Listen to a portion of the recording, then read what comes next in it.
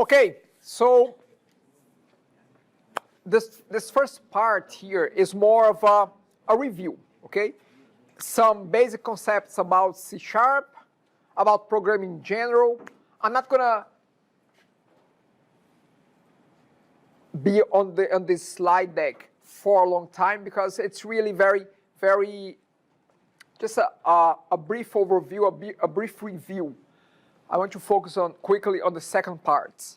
So, programming 1 review. Let me start with that. What do you think is the most important concept that the information technology has developed? I do that quite a lot, what they are talking about here.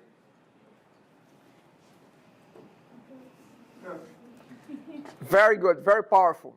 Again, I'll be using that quite a lot, okay? Copy and paste. Who knows what is Stack Overflow? What is that? Programmers can ask questions to other programmers. Yep, I'm there all the time. I don't answer too many questions, to be quite honest, but I'm there. I find myself there a lot of. I spend a lot of time there. You know? Okay, so the idea here is just to do a quick recap, overview of some basic concepts in C#, based on programming 1, a little bit about the evolution. I don't want to stick around with this for too long, but I want to hear this. I want to hear this from you. And don't start right now, but the question is, what words come to mind when you think of programming 1?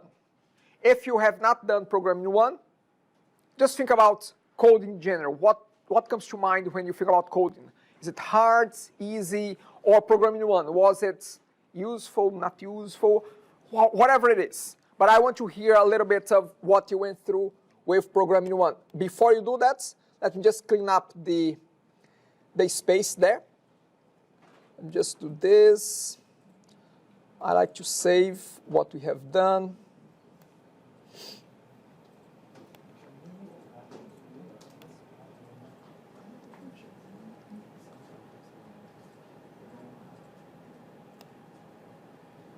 Okay. And then I'm gonna just clean this up. And then tell me on Padlets, what comes to mind, what words comes to mind when you think about programming 1?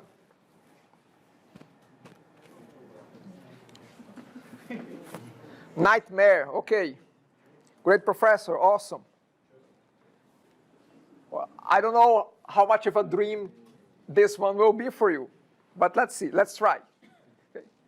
Code for beginners, yes, that's the basis of it. Fun thing, okay. To do, if you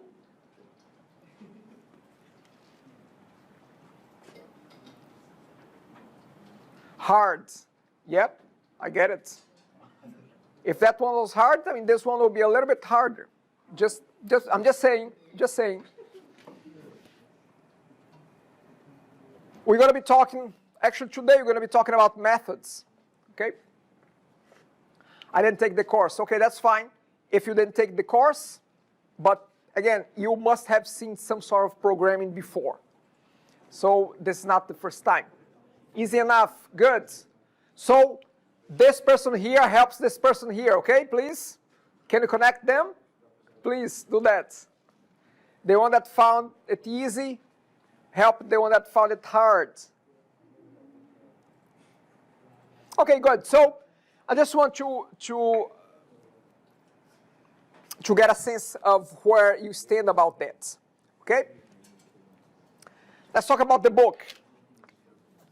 Who has the book? PDF. That's good enough.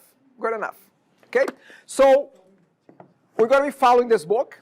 Okay? We're going to be following. It has a lot of exercise, a lot of great exercise. It's a very good book. Don't get caught up in the fact that this says 2017. I know it's 3 years ago. I know that we are in 2020.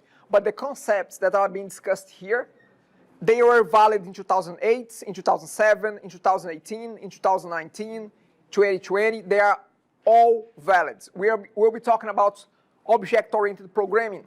So it didn't change that much, okay? In the last decade or so, it's pretty much the same, okay? So a very relevant, very good book.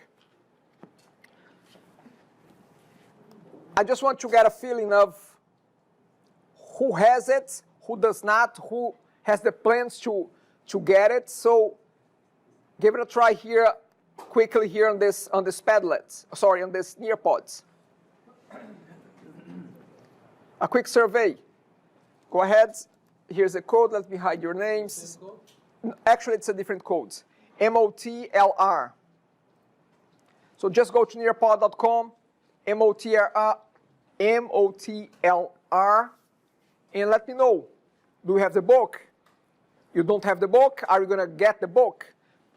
The one thing that I'm going to say is that you don't have to have the book.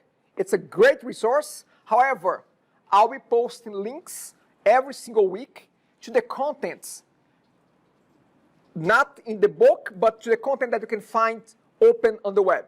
So I'm gonna post links about the content. So again, if you have the book, great. If you don't, you're gonna have plenty of links to work with. Okay? Is it in the table of contents? You mean on the Centennial? Yeah. It's on each week I will post. I'll give an example here. See, if we go to contents, if we go to week 1, see, we have a lot of links there about the different topics, okay? That is covered today. Someone had a question? Yep. Yeah, if you have an older edition of the book. That's okay, that's good enough, good enough, okay? Okay, let's see. So yes, quite a few people have the book. Again, it doesn't matter if it's PDF or if it's the hard copy. Either way, it's good. No, about 30%. Not yet, but we'll be getting. That's good. So again, we have around, over half of the class that will get the book at some point or somehow, So that's good. But again, there will be a lot of links that I'll be sharing to add to that. Okay, today in particular, we are supposed to do a bit of a recap of chapters 1, 2, and 4, and then go deep into chapter 8, which is about advanced methods. Okay, so that's more or less what we're going to be covering today. Again, I'll be brushing through chapter 1 to 4. I won't be focusing on them too much, but hey, here we have machine language, zeros and ones. Again, nothing new here. Compiler. What is a compiler? Compiler is the piece of, is the application, let's put it this way, the application that will read whatever you code and will convert that high-level code like C#, like Java, like anything else. It will convert to machine codes, code that the computer can understand. And whatever you run here, we're going to have an application that will receive inputs, and it will provide outputs. Let's think for a second about, nowadays, what kind of devices and things we interact with right now, beyond the computer. What else we interact that will require coding, will require programming? What else? Phones? Phones? Applications. Applications in which devices? Let's think about hardware. Which devices do we interact right now? Think outside the box here. Think broad. Connected devices. Which devices are connected? AirPods. What else? Cars. Cars? Yep, cars. What else at home? What kind of devices we have at home? Laptops. What else? Beyond the traditional computer? Clouds. Again, what else? Hardware at home. What hardware are we interacting with? TV, yes. Watches, yes. What else? Appliances. Like, I have a friend that now she checks when she's in the grocery store. She checks what she has in the fridge because she can open an app that shows a live stream of what she has inside the fridge. Can you imagine that? It's crazy. And again, I'm not even talking about the ones that has the big iPad there, you know. Alexa, Google Home, those are all devices that you will be coding for those devices, okay? Your jobs out there will be requiring you to code to those devices, okay? So that run program there can have many different faces. Can be a computer, can be a device like that, can be a smartwatch, okay? Who knows? I'm not going to stick around with .NET Framework too much. We're going to be using .NET Framework because our C# examples, we're going to be using that. However, I don't want to focus too much on that because, to be quite honest, .NET Framework is best, okay? What we have right now is .NET Core. .NET Core, you're going to explore on web application development next semester. But for what we have to do this semester, which is about object-oriented programming, which is relevant for .NET Framework, which is relevant for .NET Core, it's the same thing. Now, I don't want to break this down too much, but again, .NET Core you're going to be seeing next semester. A framework is a bunch of different components that work together to deliver an application. And we're going to be using Visual Studio to edit, to modify our code, to create code, okay? So this is, and in terms of languages, we could potentially use any of those, but we are going to use C#, okay? Okay, C# is a high-level programming language, but it is strongly typed. What does it mean to be strongly typed? Any guesses? Case sensitive. Okay, we're going to touch about case sensitive. It's not really that. Data type cannot be changed. Like if you declare a variable as an integer, you cannot then change it to a variable. It's along those lines. It's when you declare a variable, we need to know what is the type of that variable. We need to know if it's a string, if it's an integer. The compiler needs to know. It cannot be open, okay? So it's a strongly typed language. And we're going to just discuss a little bit about C# right now. As in any language, even the spoken language, we have words, and then we have a syntax of how we put together words. Let's have a look at this mug here. Can you give me a few keywords that you can see in this mug? If, else, var, new, the constructor, yep. Dot empty, dot refill, dot empty. Yeah, those are methods. I mean, keywords are more of the special language of, special vocabulary of that language. Okay? That's C#, but JavaScript is very Java oriented, which is C# is very goes all along all of that, Okay, so again, keywords, we have a few here. What about syntax? What is a syntax? How you put those keywords together?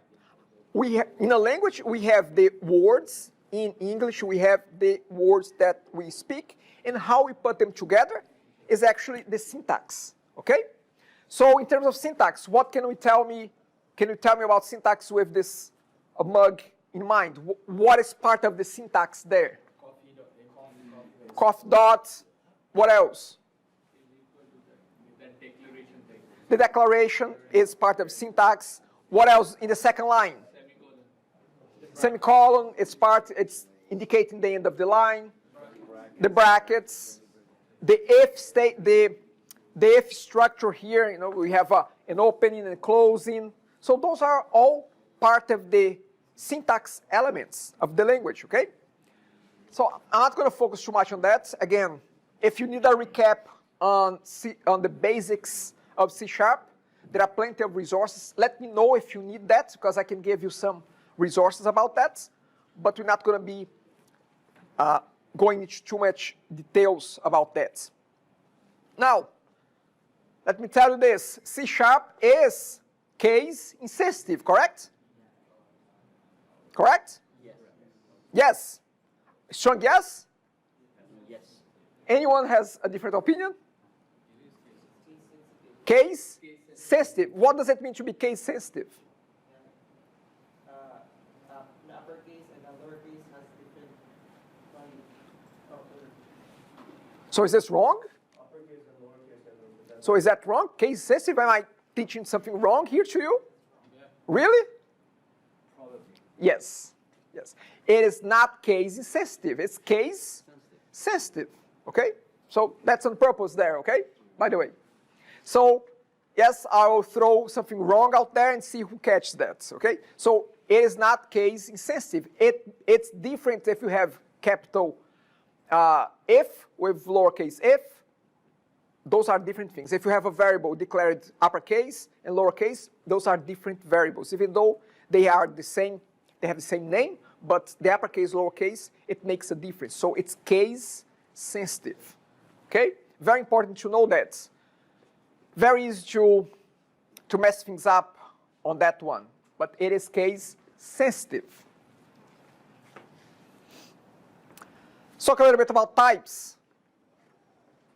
Again, we have just a few examples here. There are way more types than those ones.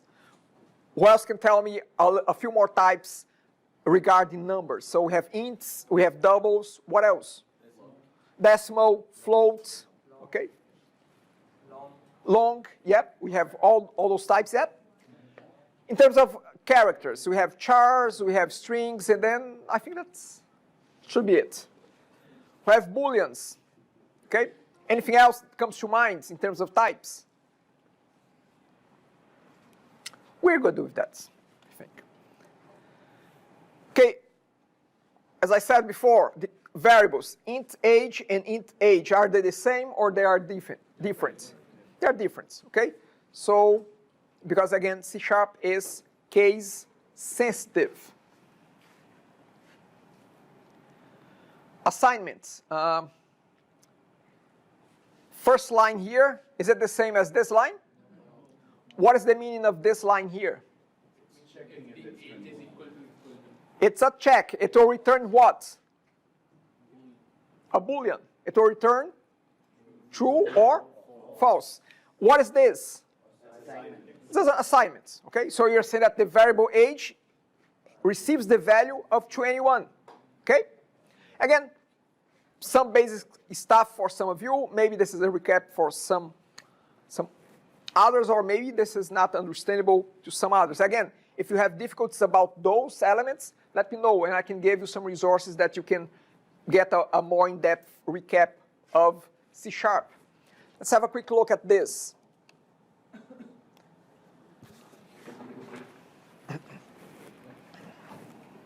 Initializing variables. This is a quick quiz. See here. Again, in your pods, let's have a look at that. The code is this one. KFGBV. Let me just, it has 4 questions. And yes, okay. So here's the code, KFGBV. I'll give you 3 minutes here. I think that there are 4 questions.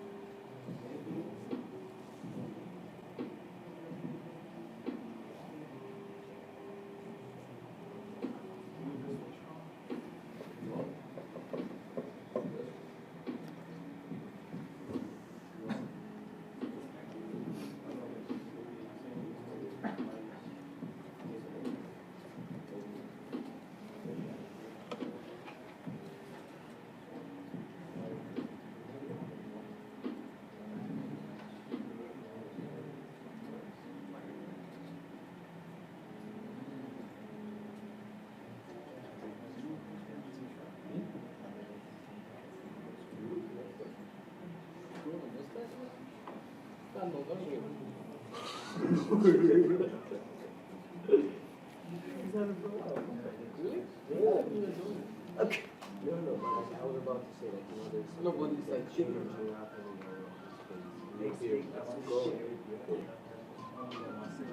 only your mustache really look like old. Is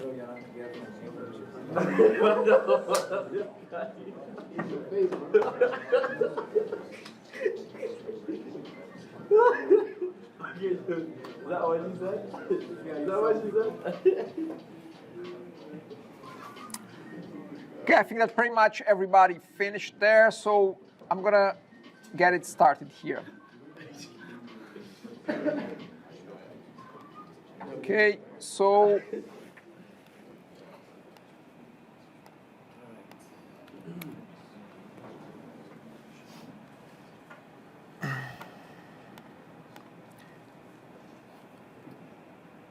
okay, so 4 simple questions here. Let's see. Which values can be assigned to the integer variable called angle? A? A works? B? What is the problem with B? Decimal point. So this is, what is this? A double. You cannot assign a double to an integer. Negative number. Is a negative number an integer? Yeah. What is this one? String. So you cannot do that. And what is this one here? Yeah, so if we have this line, do you think that it will compile? It will not even compile the codes. Because a char, it requires just one character, okay? So we have those two. Okay, so similar to the previous one, but now angle is a double. A works? A works because we can assign an integer to a double. We cannot do the opposite, okay? B, this is a double, so we are okay to assign, correct? C, negative, that's fine.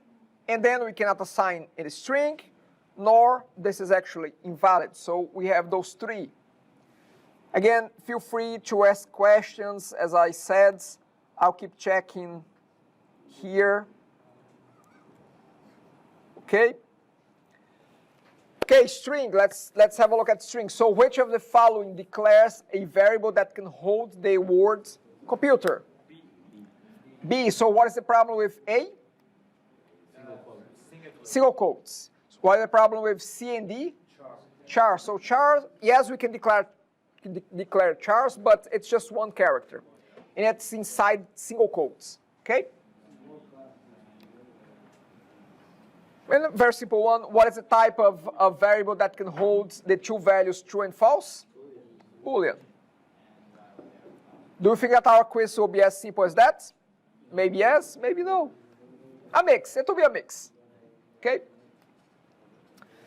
Okay, great. So let's keep moving forward here.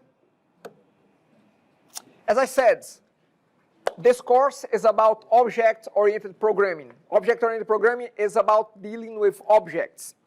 I just want to play this video here that talks a little bit about that.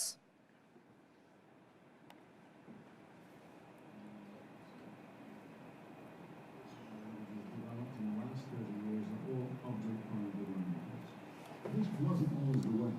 My first programming job was writing assembly language, COBOL, and Fortran. The main popular programming languages developed in the last 30 years are all object-oriented languages.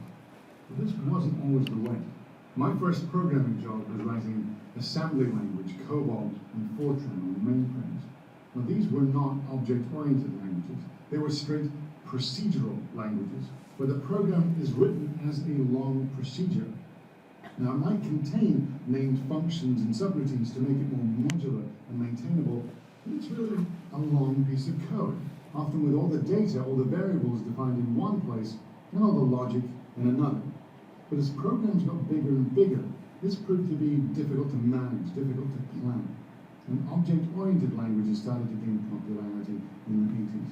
Now, in an object-oriented language, this one large program would instead be split apart into self-contained objects almost like having several mini programs, each object representing a different part of the application.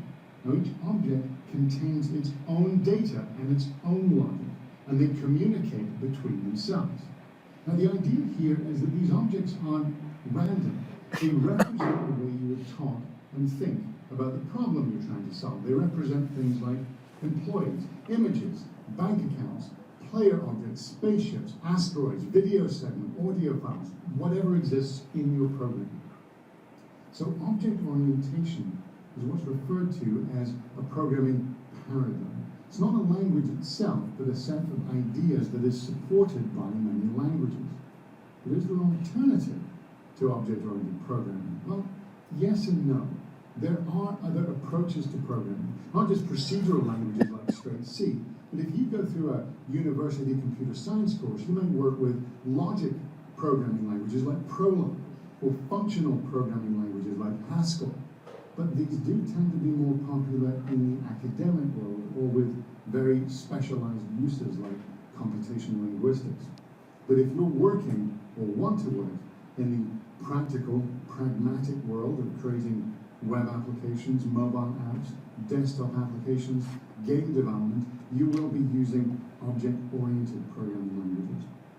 And your only real choice is, do you know what that means or not? So the first question, if everything we do in these languages is object-oriented, meaning we're oriented or focused around objects, exactly what is an object anyway? Awesome. Who can answer that? Anyone wants to give it a shot on what is an object?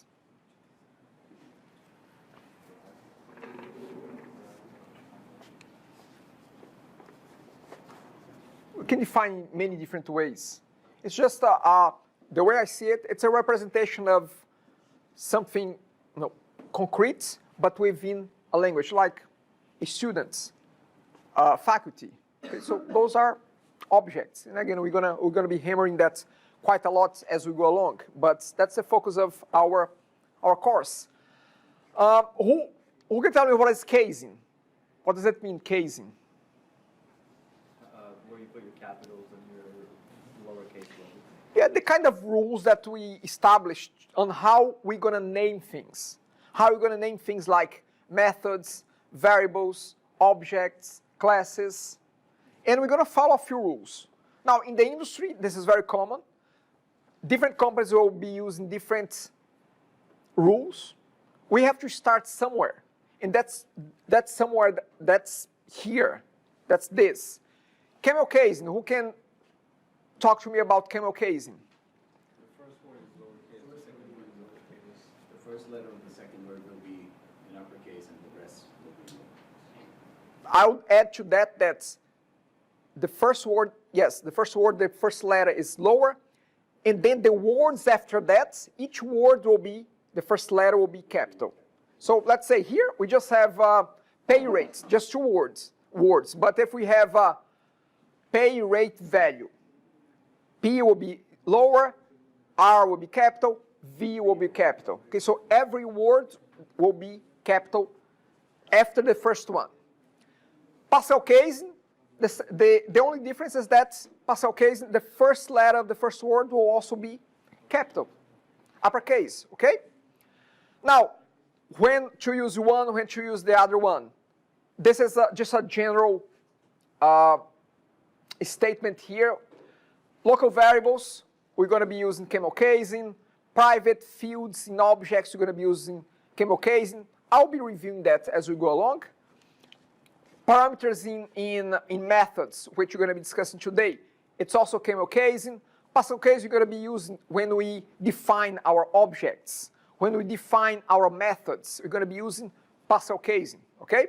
So I'll be a stickler about that, okay? So make sure that you have your naming properly set up when you are writing your code, okay?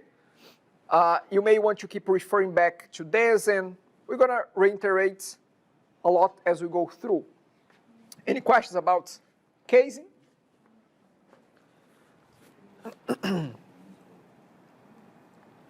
console. What is the console?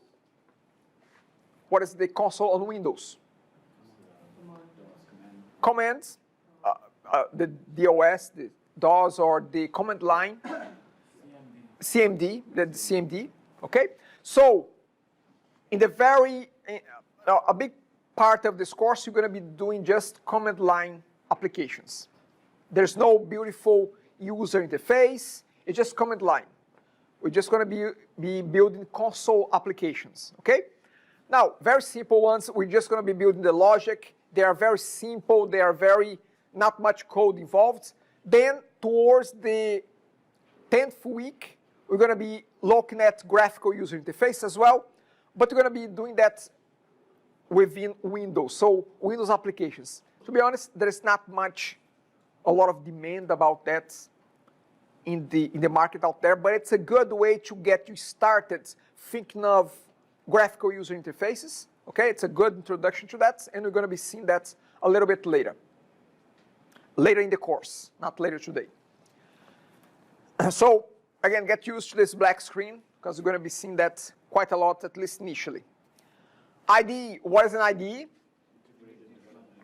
Integrated Development Environment. That's the application that you code with. It's your editor. You could code in C# using a text editor, but it doesn't have all the shortcuts and the facilities to compile easily, quickly, okay? So we're gonna be using Visual Studio. Now, does it have to be 2017? It can be 2017, 2019, 2015, because what we're gonna be talking about is the very basic elements of object-oriented programming, which is true on whatever version of Visual Studio you are using.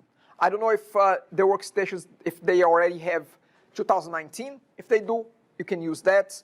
Also, if you need to download Visual Studio on your own laptops, you can do that with your Insensitive account. I don't remember on top of my head how to do that, but if you need to do that, let me know and I'll share some links that I have that shows you how to log in somewhere and download the Visual Studio to install on your own workstations, okay? Okay. Let me open for a second Visual Studio here.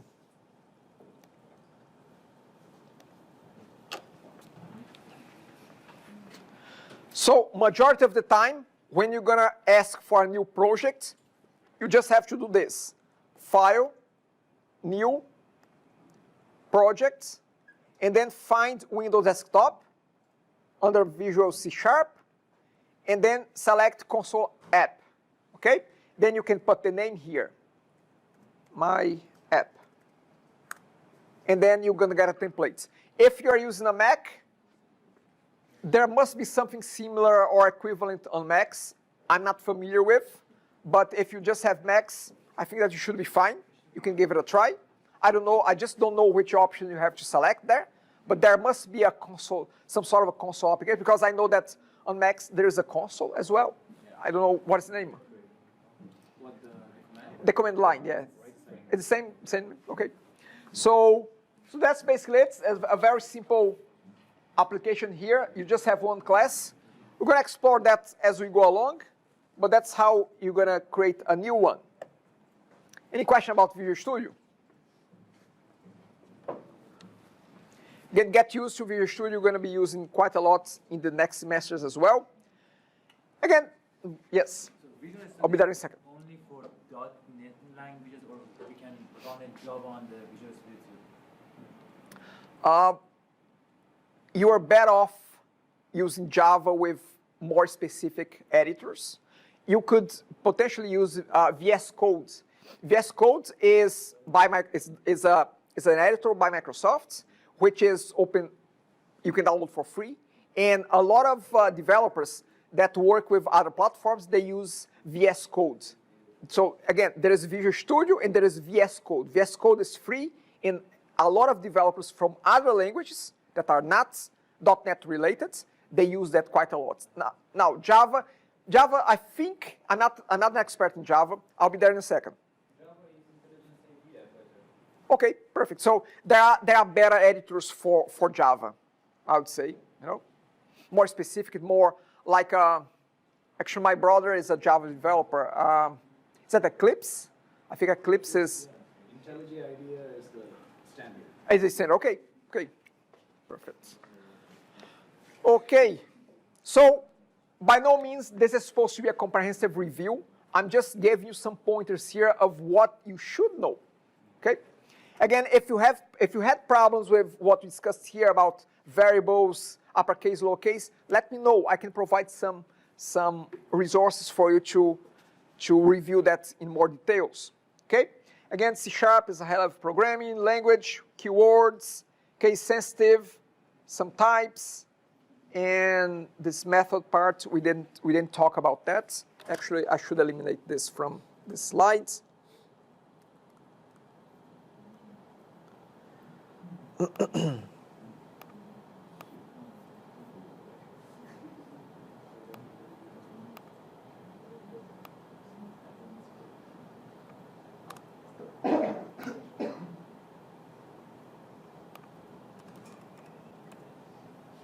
Okay, so now we're going to get started with methods. But before we do that, it's 9:25. Let's get 5 minutes, and then we reconnect and we wrap things up.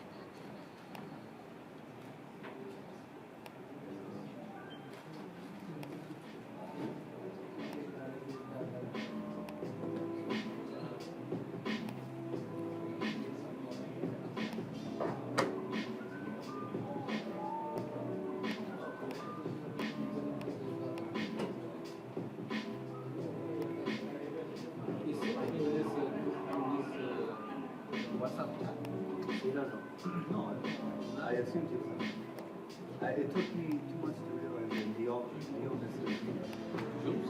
Yeah. James? Jooms. Jooms? Yeah. Jooms. Jooms. Jooms. That's what everybody calls me, but I mean, nobody. Jooms. What is it? It's like, look at that J. No, that I get now. So what's my nickname? That's my nickname. Yeah.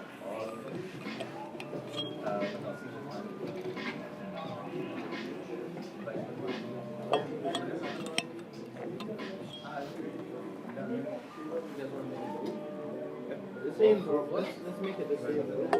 It's crazy. We have a different. You have my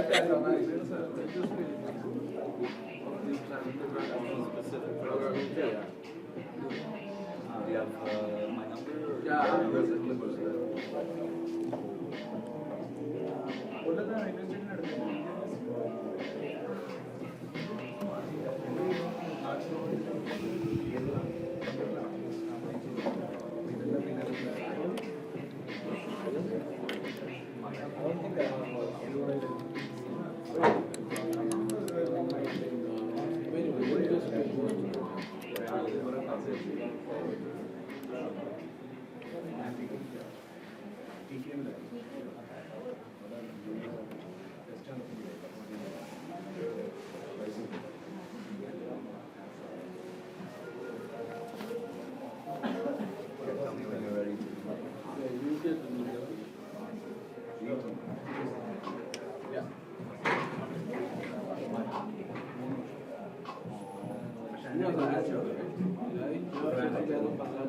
have to like Yeah, add. and then like maybe later on we can.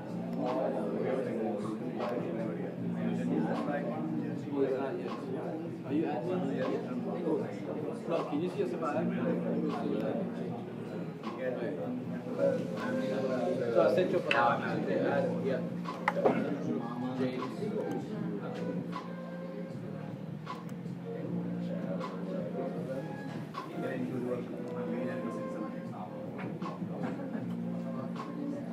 I want to say 50%. Maybe I'm an intruder.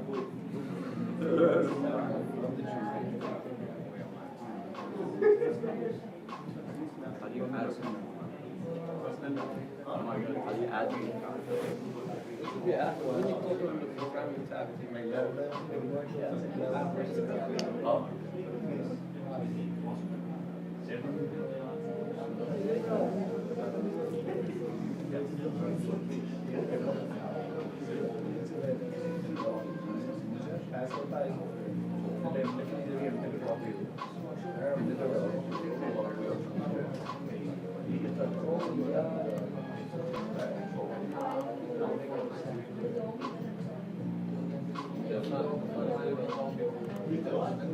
I tried one time ago. I remember I was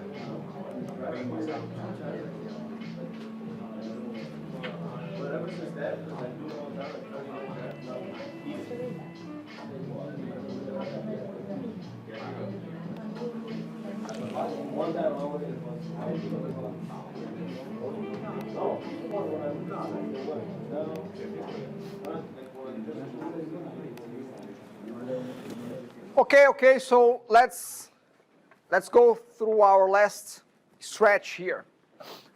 Glad that everybody seems to be awake, at least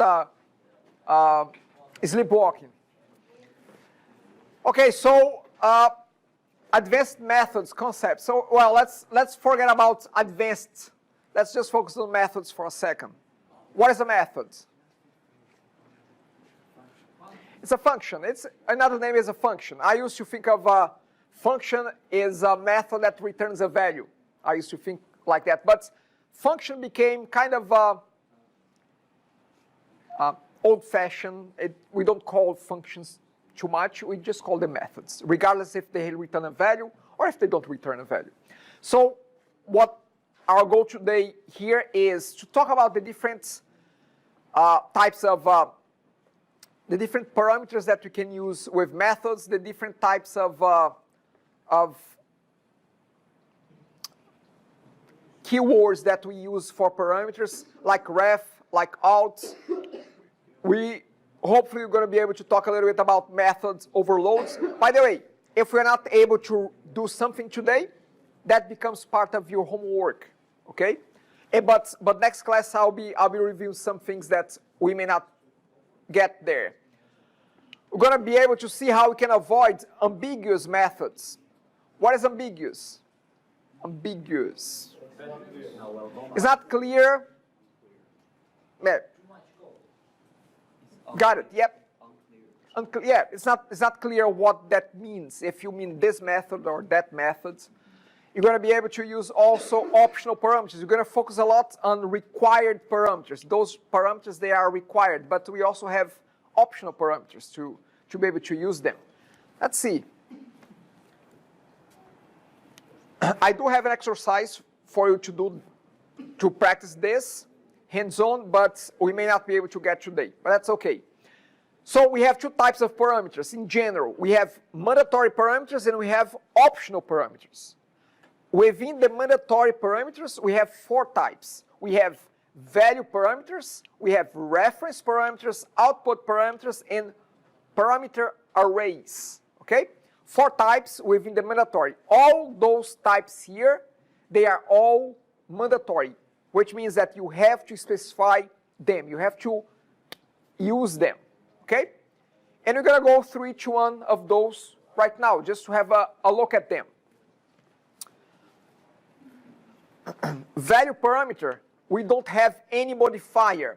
What is a modifier? Modifier is this. We have ref for reference parameters. We have out for output parameters. For value parameters, we have no keyword there. There's no keyword to indicate it's a value parameter. So if there's no keyword, it's a value parameter. Let's go through an example here.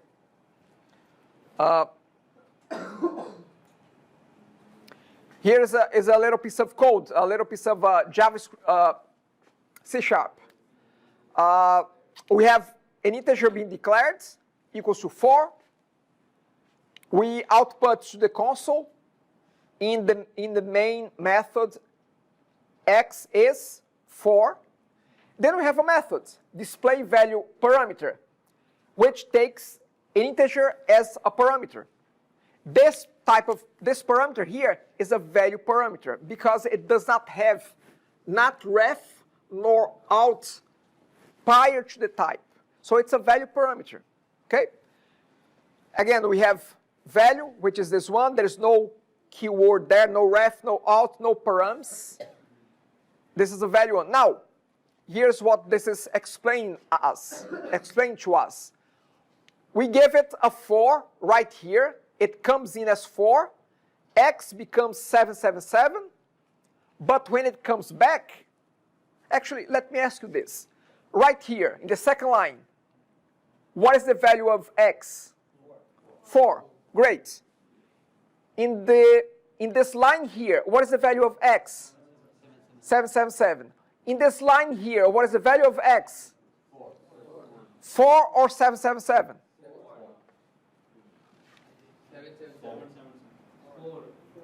So let's look at what this is doing, you see? Right here, when we declare, it's saying that the memory address for X is 2000. But here, the memory address of this new X is 8000. Okay? So those are different addresses. We have, what is an address? A good comparison for me is, think about your mailbox. You have a bunch of mailboxes. Each one has a number. So what this is saying is that in the mailbox 2000, initially there, we put a 4 there. But now we use another X. This is not the same X, by the way. It's just the name is the same, but those are not the same, okay? So now we have a new address for a new variable, which is address 8800.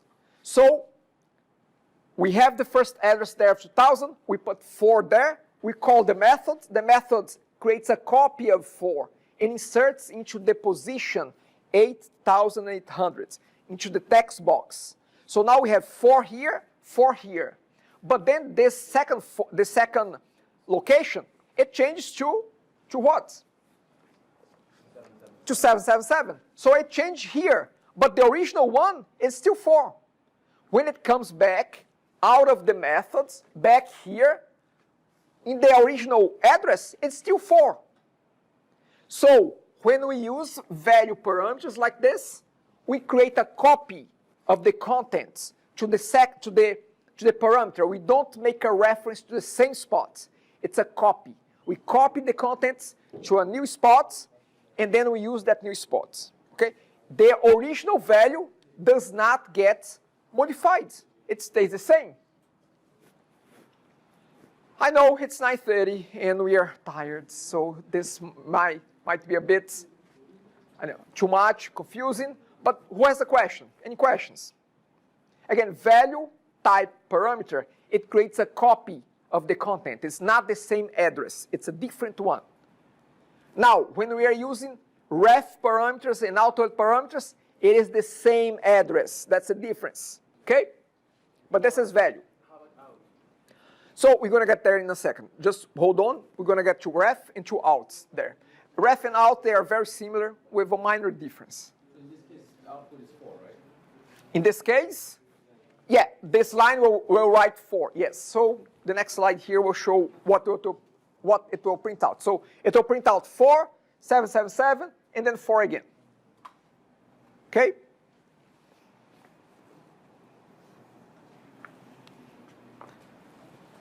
Good. Questions?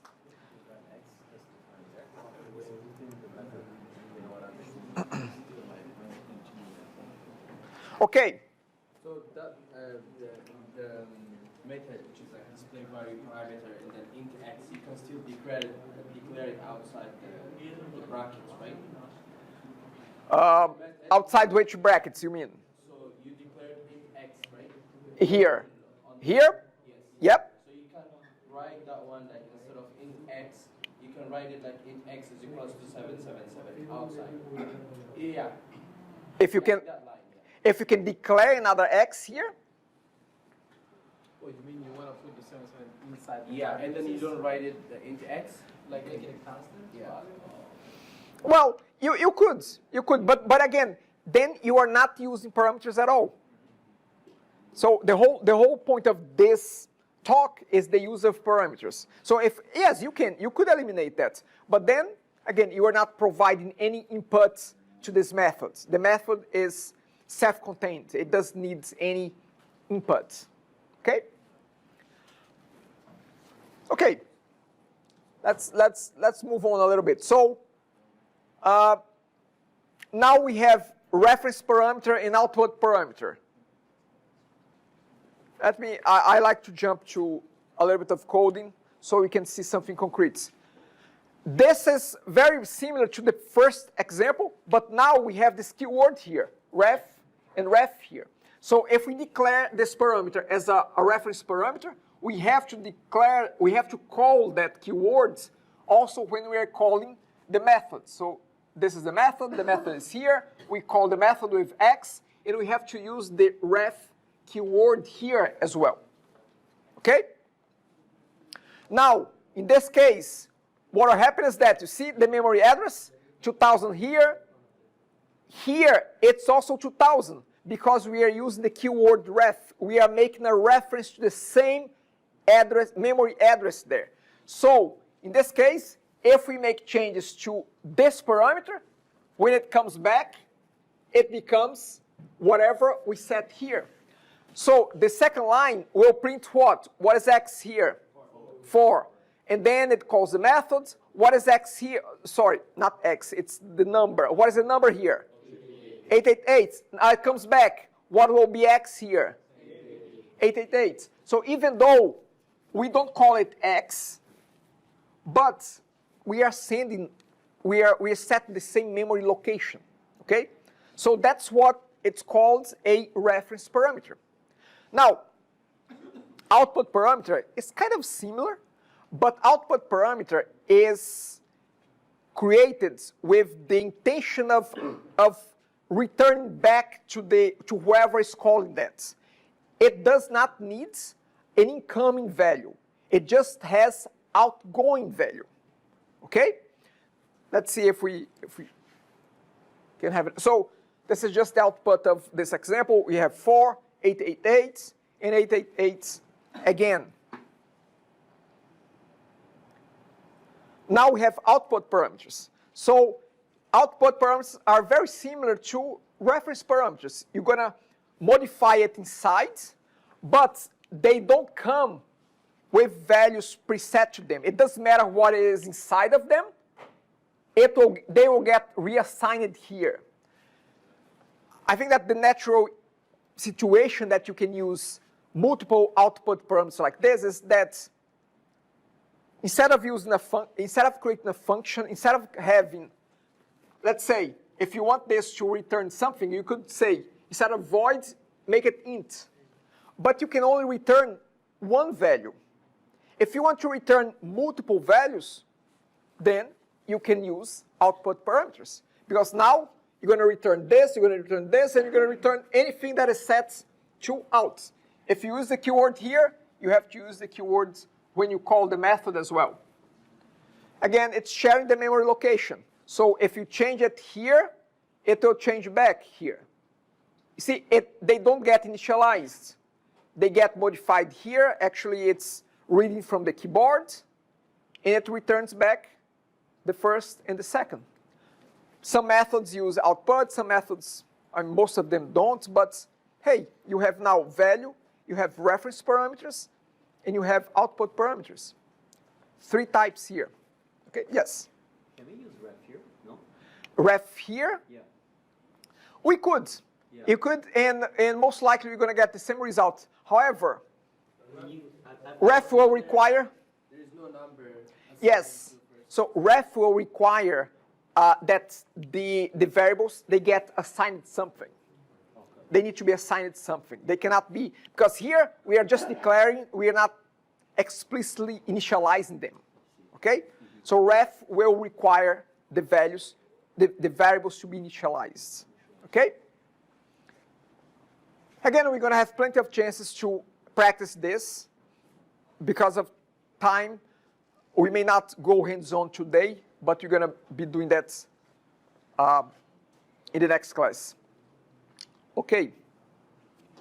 Out parameters. Let's keep moving forward here. Actually, we had the break already. Yeah, we had the break. Just thinking about breaks, I don't know. Output parameter, yes, we have covered that. Okay. Let's listen to this quick video. I think it's 2 or 3 minutes from the book author. She has quite a few good videos. So let's have a look at this.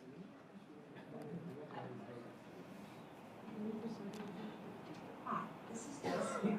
I'm going to show you how to use ref and out parameters. Hi, this is Joyce Fair. I'm going to show you how to use ref and out parameters. Here's the main method for a short payroll program.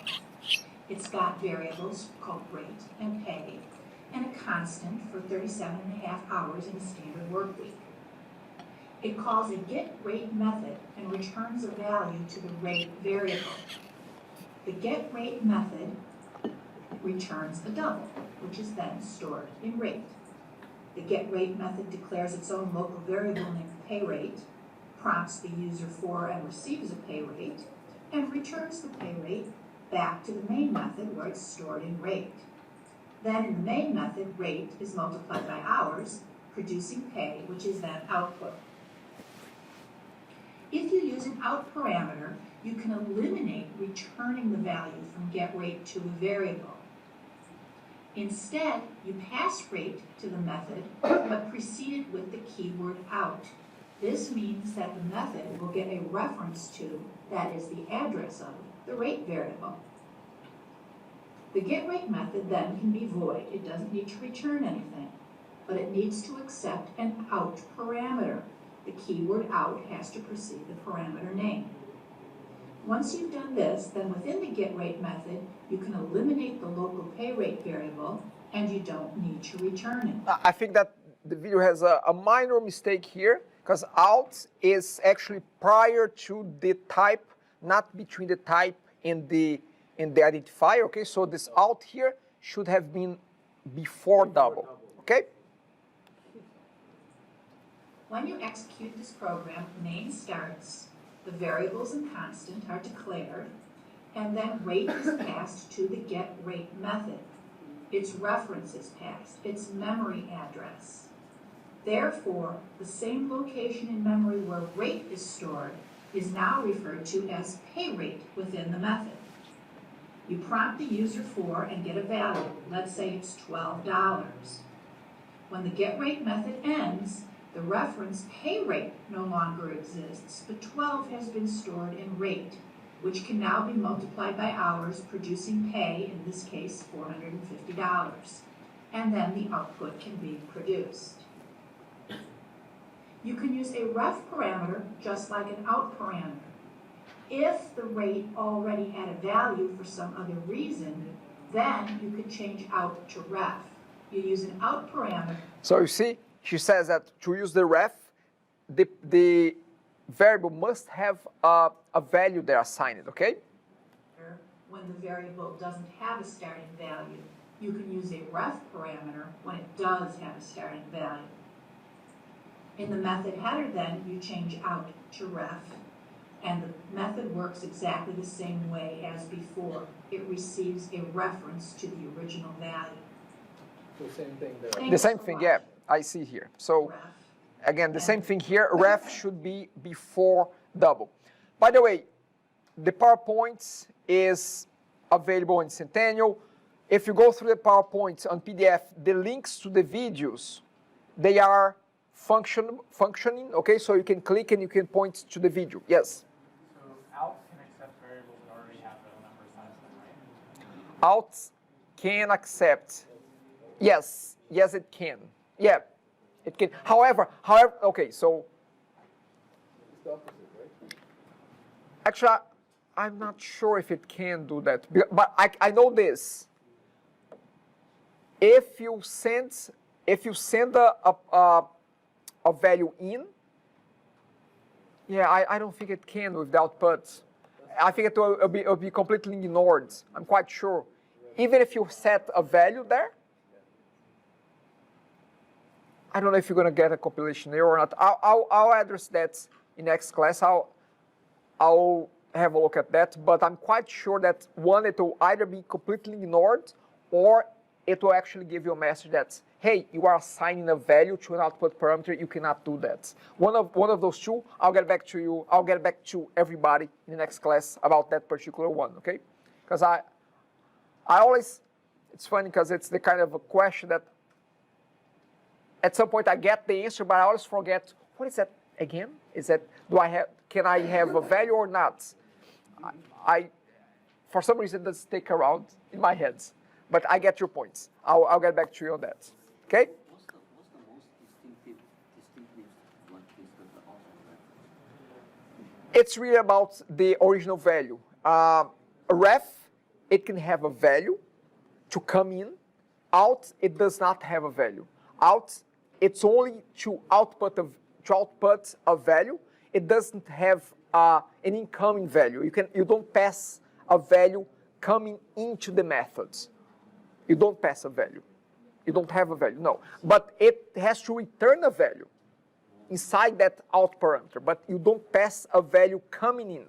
You pass a memory location with a variable there, but no value will be taken from that parameter. Okay?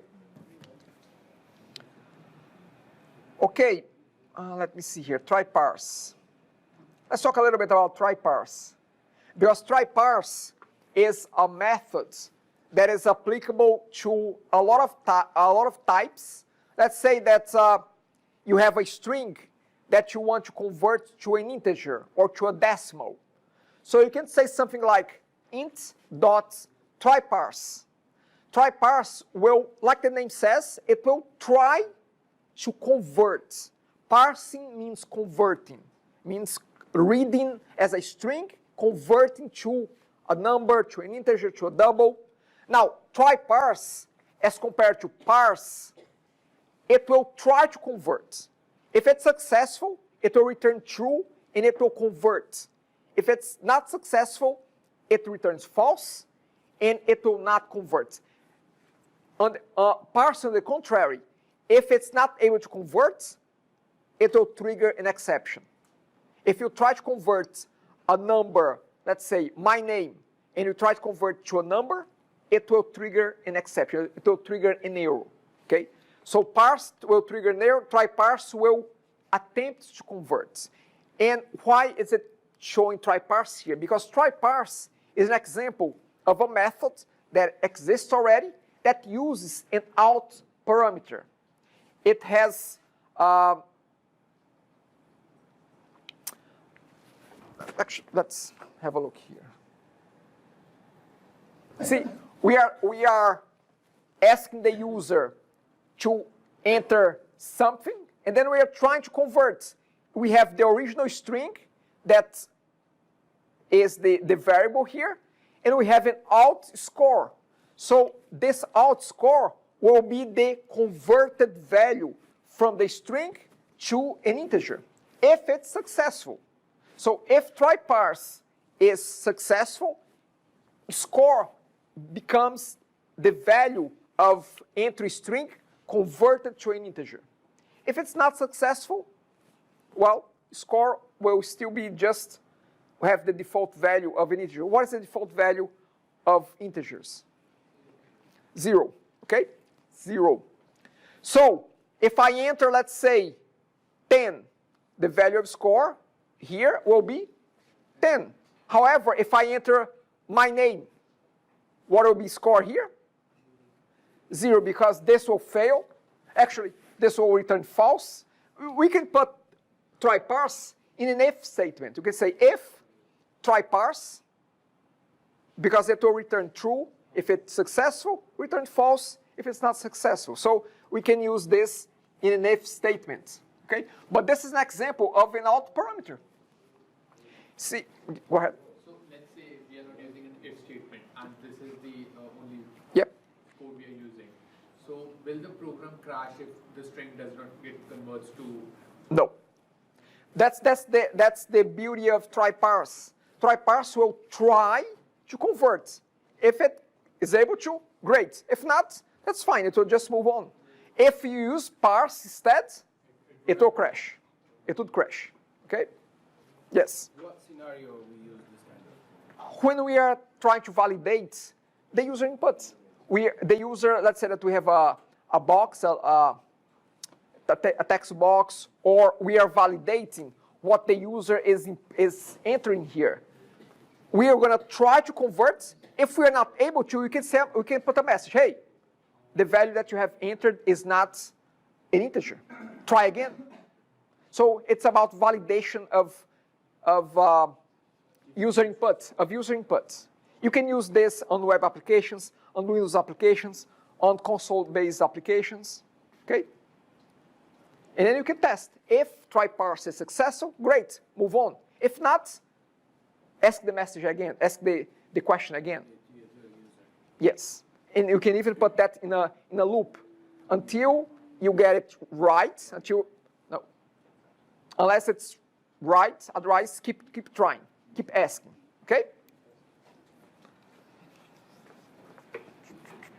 Okay. So this is just the output. Before we get to parameter arrays, I think that there is something here. There's a quick quiz that I would like to pose to you.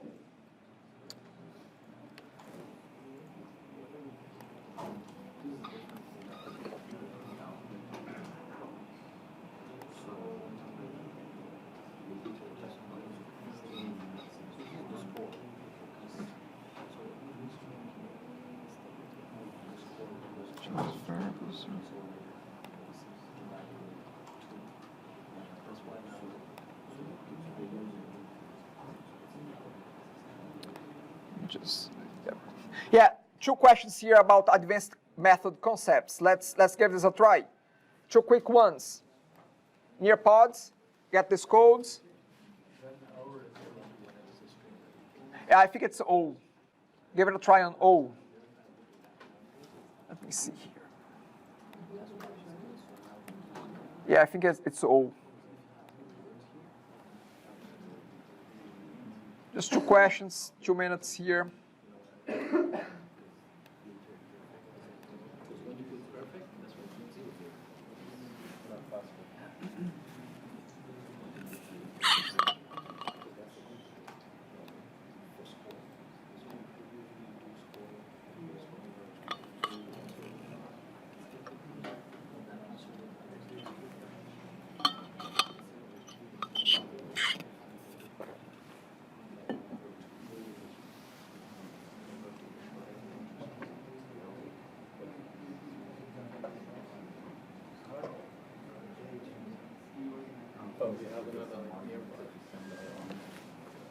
Yeah, so it's a quick one, just 2 questions.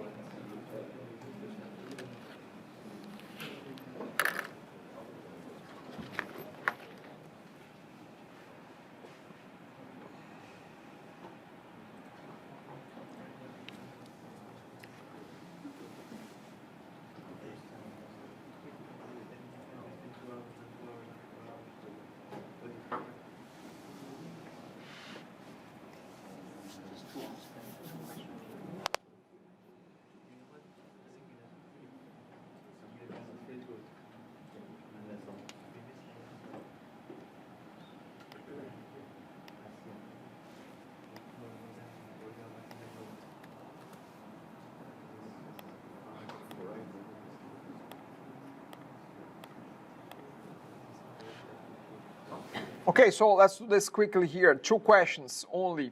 Easy peasy.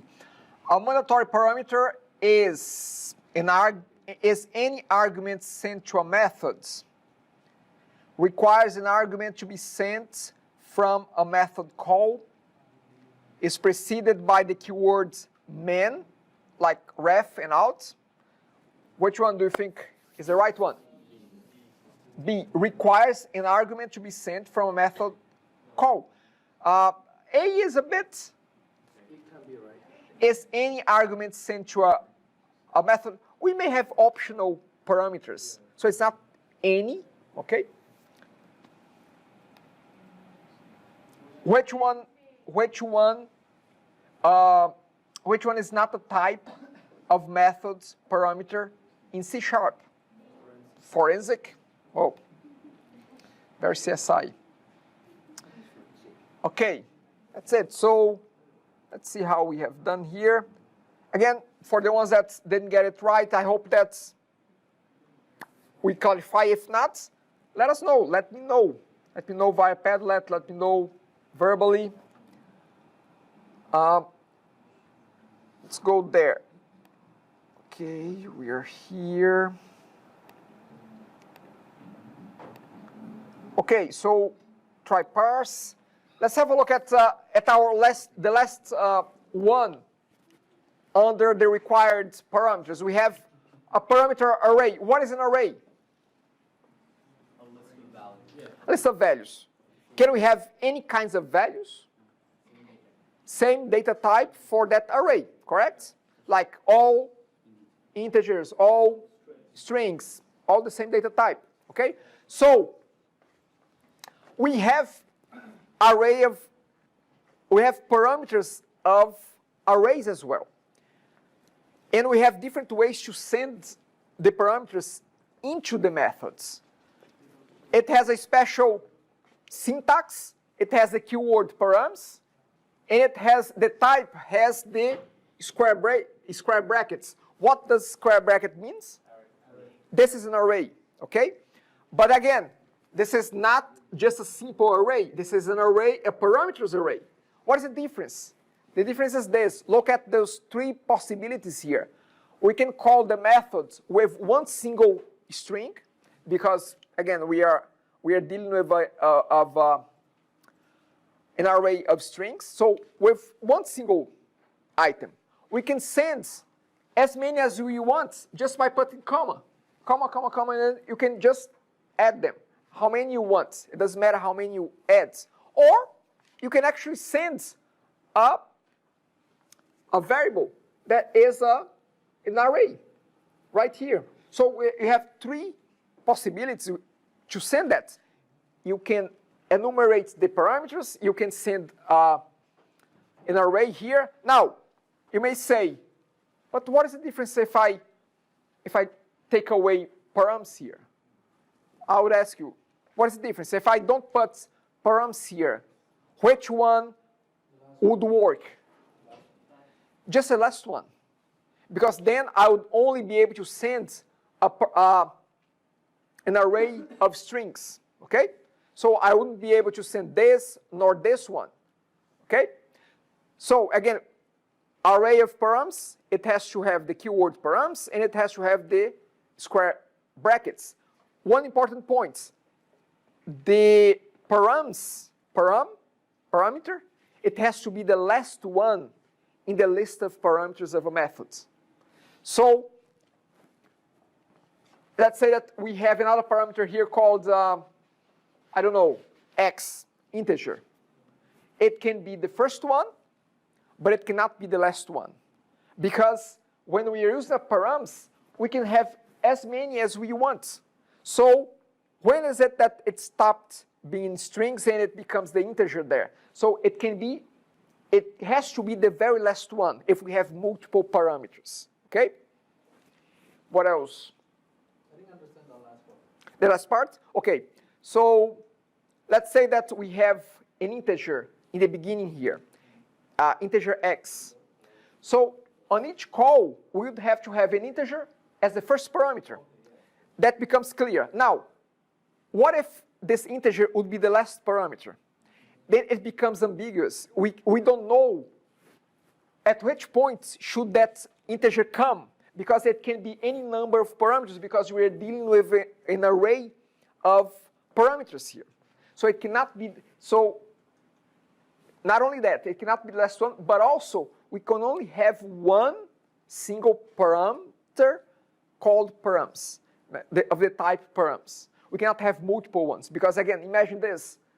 Let's say that we have two parameters in this method call. When is it that the first one stopped and the second one started? It's not clear. It's not well defined. So we can only have one params on each method's declaration. A lot for 10 o'clock? Okay. I'm gonna, let's see here. Yeah, I'm gonna pause here. Again, we still have, let me see how many here.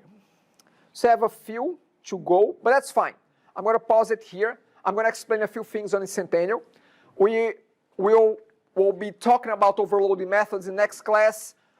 There's an exercise there on Centennial. If we have a look there. Yes, under week 1. So we have this exercise, two simple coding exercises, but they require a little bit of knowledge on overloading.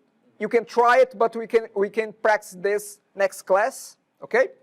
You can go ahead and give it a try. This is not necessary for the bonus. What I want to explain is the bonus. Bonus on the first one. Sorry, the first bonus. You have under week 1, what you can do is you can download this Word document. You can use this as a template. I'm going to open that. So downloads, and then we have two sets of, you have two tasks here. The first one is about the podcast.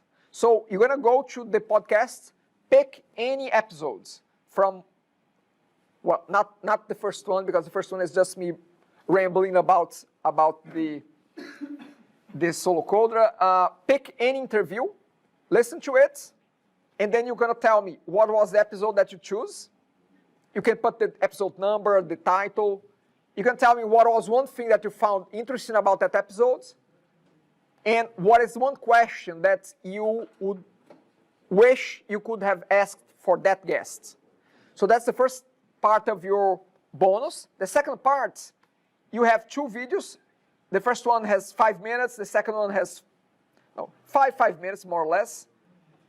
And then this is about an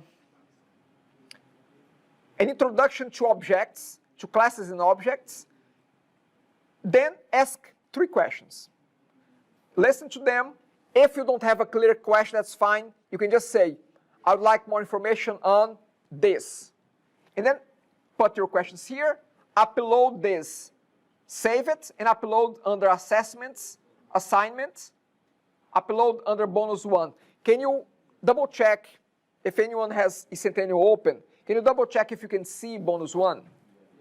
Yep. So the due date time for that is the beginning of the next class, okay? So again, just don't upload code, don't upload anything aside from the templates filled out. Any questions about that? Just fill up here. Just, yeah, you can just, let me go back there. Download the Word document, fill it up with those, on those spots, upload it. That's it.